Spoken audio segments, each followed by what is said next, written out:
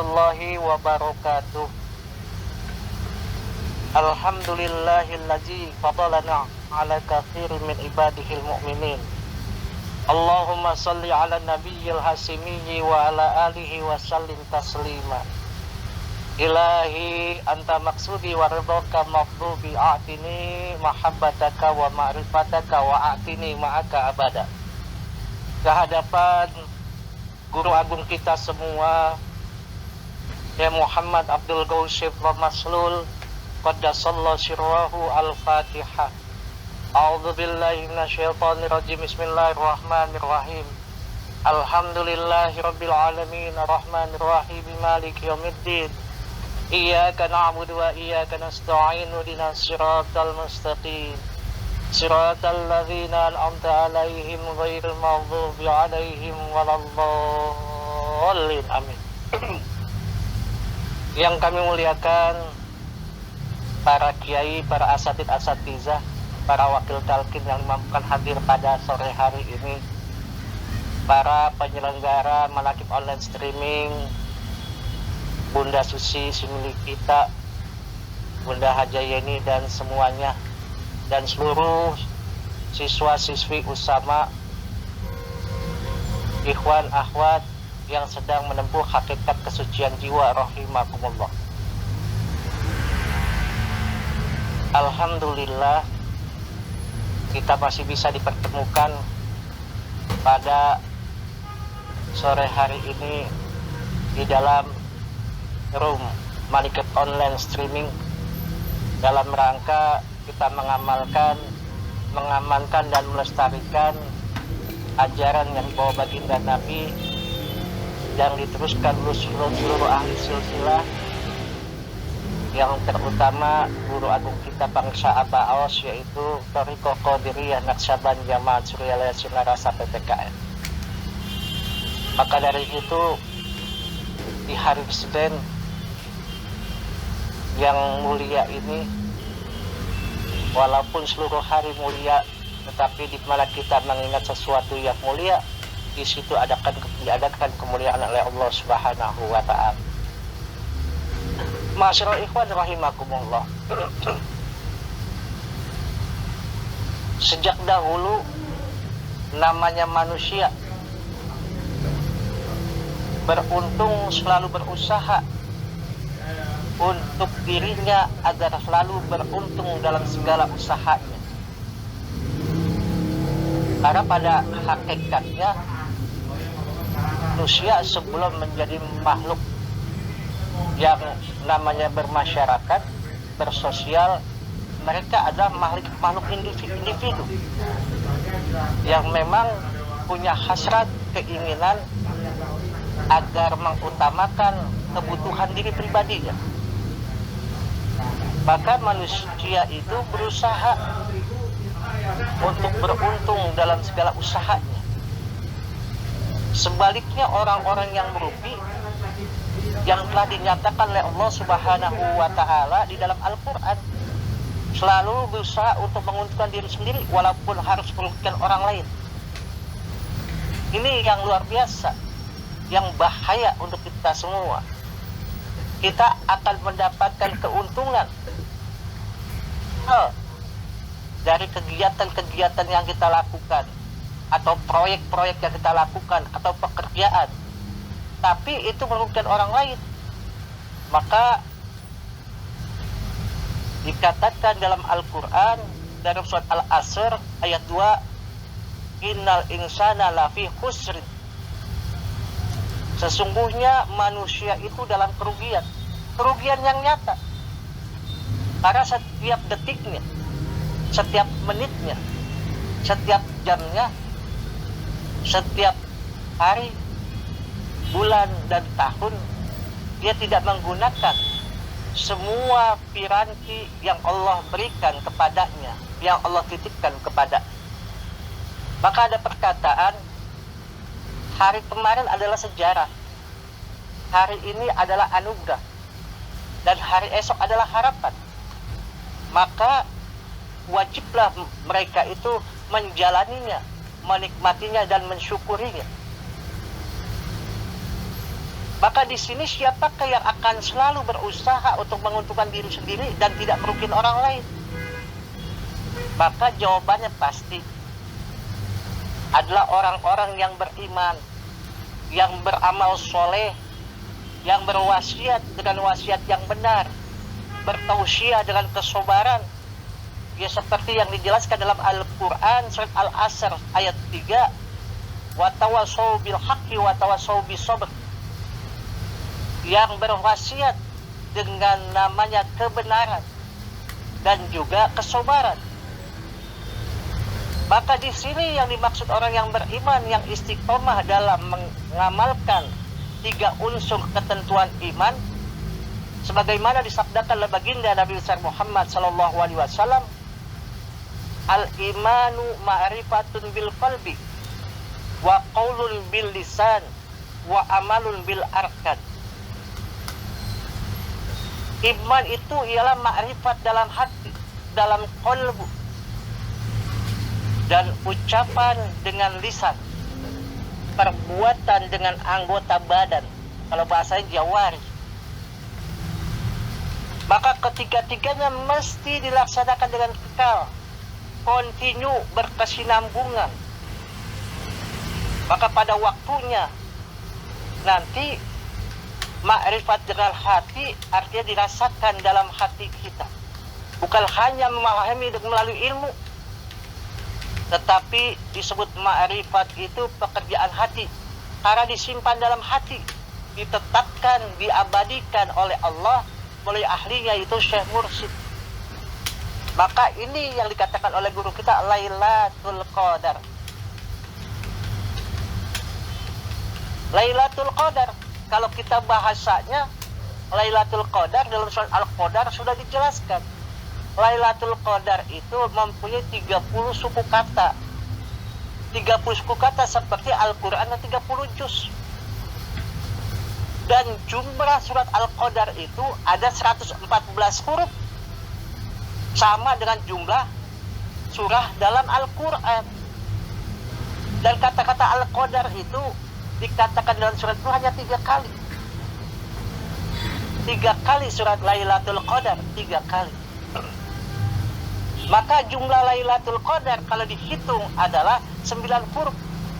Maka orang-orang awam mengatakan bila Lailatul Qadar dengan jumlah hurufnya sebanyak 9 dan jumlah daripada tulisan Lailatul Qadar dalam surat Al-Qadar itu ada 3, maka kebanyakan pada memburu orang-orang awam di malam ke-27, karena 3 kali 9 ada 27.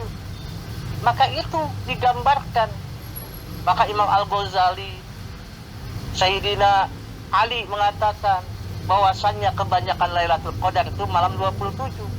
Tapi Lailatul Qadar itu harus ditetapkan. Siapa yang menetapkan? Tempatnya di mana? Siapa saksinya? Maka harus dengan namanya ahlinya untuk menetapkan Lailatul Qadar itu adalah Syekh Mursyid. Maka di sini pentingnya ma'rifat itu di dalam hati. Lailatul Qadar itu ditempatkan di dalam qalbu, sehingga qalbu manusia mengingat Allah dimanapun, kapanpun berada. Yang kedua adalah bagaimana ucapan dengan lisan. Maka yang dimaksud ini adalah seseorang yang telah beriman mesti mengamalkan dengan tetap pada waktunya secara istiqomah. Maka dikatakan sesungguhnya orang-orang yang mengatakan Tuhan kami Allah, innal ladzina qalu rabbuna Allahu tsumma istaqamu. Sesungguhnya orang mengatakan Tuhan kami Allah lalu mereka istiqomah. Maka dalam mengatakan itu maka turun kepada mereka malaikat yang akan turun kepada mereka dengan mengatakan, janganlah merasa takut dan janganlah kamu merasa sedih, dan bergembiralah kamu dengan memperoleh surga yang telah dijanjikan oleh Allah Subhanahu wa ta'ala. Maka orang-orang yang sudah ditetapkan kalimat tauhid di dalam qalbunya, turunnya Lailatul Qadar di dalam dirinya, maka mereka harus mengamalkan dan mengistiqomahkan. Bukan tidak mengistiqomahkan, maka Allah akan jaga mereka, diturunkan malaikat untuk menjaga mereka. Apalagi guru kita sudah mengatakan bahwasannya kita sudah diberikan malaikat harif yang untuk menjaga kita semua. Tinggal kita mengamalkan atau tidak. Kebanyakan kita tidak mengamal. Jangankan mengamalkan, untuk beli tasbihnya saja sejumlah bilangan daripada yang diamalkan kemalaikatannya itu masih pada tidak mau. Apalagi mengorbankan, dengan mengorbankan seekor kambing untuk akikoh malaikat. Ini yang menjadi kita, mau atau tidak, setelah ditetapkan untuk mengistiqomahkan dan mengamalkan. Maka di sini dikatakan Tuhan kami Allah, yaitu Ismul Zat yang ditanamkan dalam qalbu. Dialah membiasakan, mendawamkan, mengucap kalimat istiqomah, yaitu kalimat yang mengistiqomah amalan, yaitu kalimat la ilaha illallah. Karena kalimat la ilaha illallah dikatakan kalimat istiqomah, kalimat sabit, kalimat pusto, kalimat sab'ul matsani yang 7 berulang. Maka pada waktunya, yaitu setelah sholat fardu yang kita lakukan, jangan kurang dari 165, kecuali kita kepepet dengan kegiatan kita dalam mencari kehidupan di dunia. Boleh 3, tapi harus diamalkan, dan juga harus damai di kodo di waktu-waktu senggang lainnya. Supaya apa? Kita sudah istiqomah, mendapatkan Lailatul Qadar, mengamalkan kalimat itu dengan istiqomah, maka Allah akan jaga kita semua dan tidak ada kekhawatiran di dalam diri kita. Maka dengan mengamalkan zikir tersebut, sudah bukti sangat menguntungkan semua pihak. Karena zikir itu berkembang dengan cepat, para pengamal makin bertambah pula, berkembang semua orang-orang yang di sekitar kita. Karena dengan mengucapkan kalimat itu berbekas kepada dirinya, bekas kepada ahlinya, pada tetangganya, dan mereka mendapatkan kebahagiaan, kemuliaan dari Allah Subhanahu wa Ta'ala. Maka di sini dikatakan kalau kita sudah mengamalkan itu dengan baik, janganlah kita takut bila dikatakan kita gila.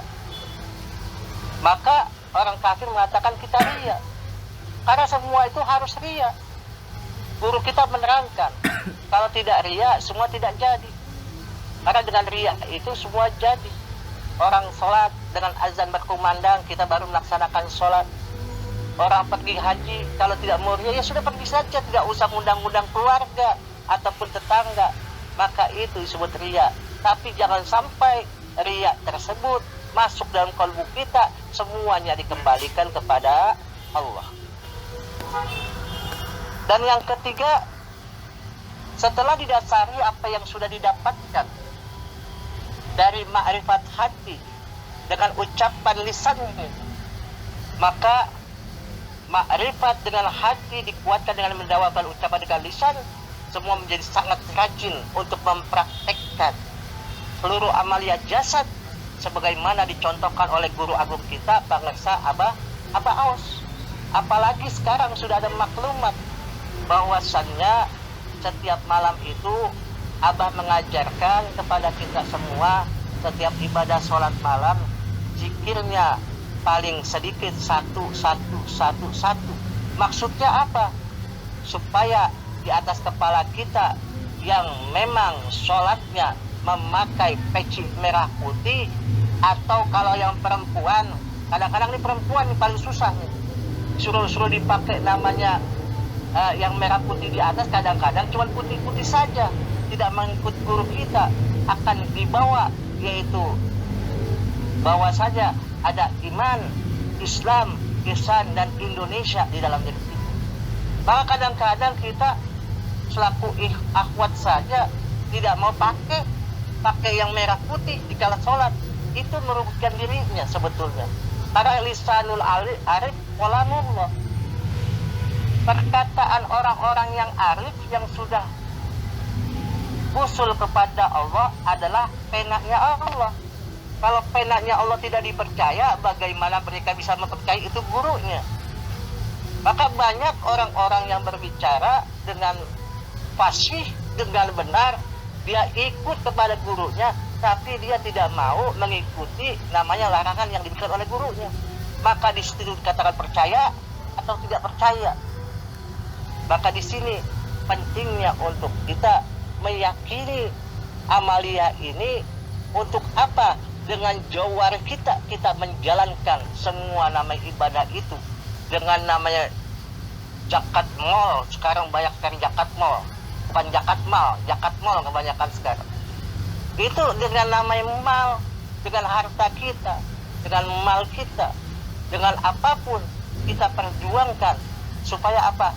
Supaya keistiqomahan itu tetap di dalam diri kita, sehingga memenuhi syarat orang tersebut menjadi orang yang berilmu, beramal soleh, ikhlas, dan adab kepada guru dan sesama ikhwan, tidak menunjuk orang lain.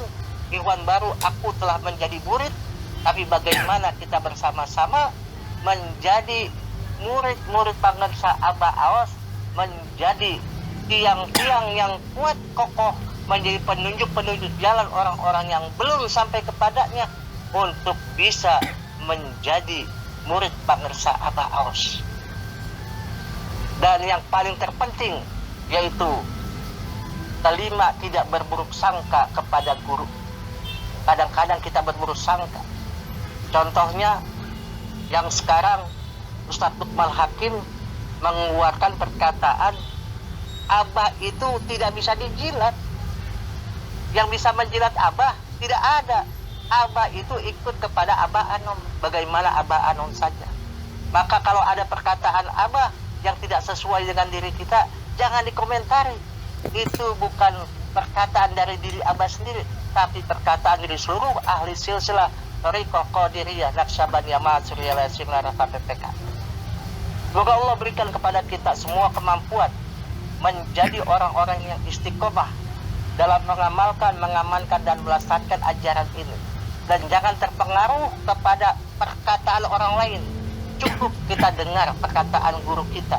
Cukup kita ikuti amalia yang dilakukan oleh guru kita. Jangan berpihak kepada wakil talqin yang lain, wakil talqin yang duriat ataupun apapun.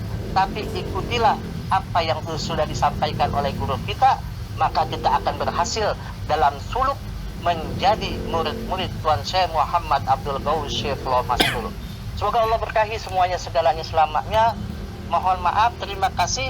Wallahul muwaffiq ila aqwamit thoriq. Wassalamualaikum warahmatullahi wabarakatuh.